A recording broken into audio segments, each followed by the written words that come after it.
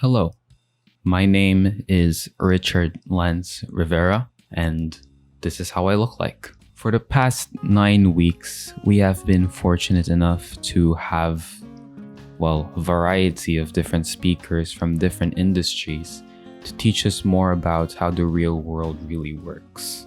MMA seminar class, in my opinion, is a class for us senior students, or just students in general, to help understand what the real world really is and what we can do to apply the things that we have learned into our day-to-day challenges, habits, basis as creatives. As we all enter the final stages of our school life, this aims to prepare us for what's to come. And thankfully, there were a lot of speakers who acted almost as if they were our own mentors. And to that, we say thank you.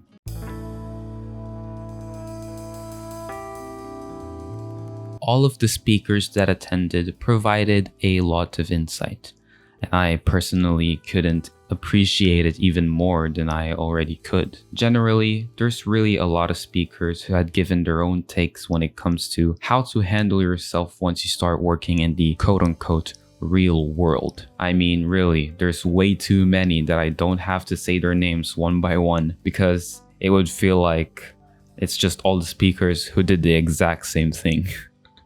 Actually, maybe that is the case. My main takeaway, generally, is that even if we think that we are as good as other professionals, heck, maybe even better, that won't necessarily be the case. It's not to say that we just absolutely suck at what we do. It just means that we have so much more to learn. Things that are not usually taught in any school. And most of these things are really experiential. To summarize what I just said, it's just to be open to learning and committing a lot of mistakes. But when it comes to learning new skills, I think the person or speaker that I learned from the most was none other than Sir Gerard.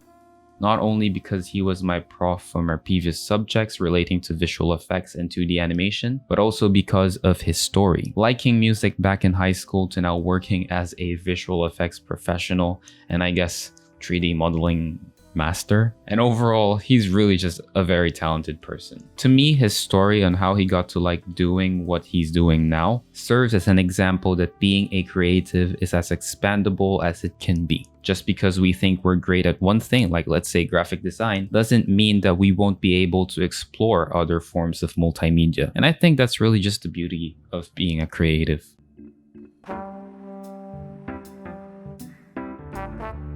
I'm gonna be honest, I know to myself that I'm not the most skilled person when it comes to doing visual effects and 2D or 3D animation, but I do think that it's never too late to learn at one specific area of multimedia. Honestly, it's not something that I would really try to master because I believe that I'm really just more experienced and well-versed in graphic design and plan to really master that as much as possible. But like I said, it wouldn't hurt to learn from other areas of multimedia because I know that I could still benefit from it because, if someone asks me to do something related to visual effects or 2D, 3D animation or modeling, and then they would say that they would pay me well, how could I say no to that?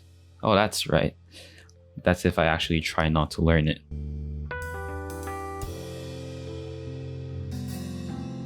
What else would I like to know? Honestly, I don't know. It's a very vague question, and there's so many more things that I would like to learn, like way too many, and it's kind of hard to just pinpoint on which one I really value over the others, because I would like to learn as much as possible. I think that's just a part of life. You gotta learn what you gotta learn, and you never stop learning. But if I really had to choose just one, I think it would be to learn more about how creatives work on a day-to-day basis. But then again, it has been talked about by a lot of speakers on how that really works. So the next step for me is to really just experience it myself and to have my own thoughts about it when the time comes.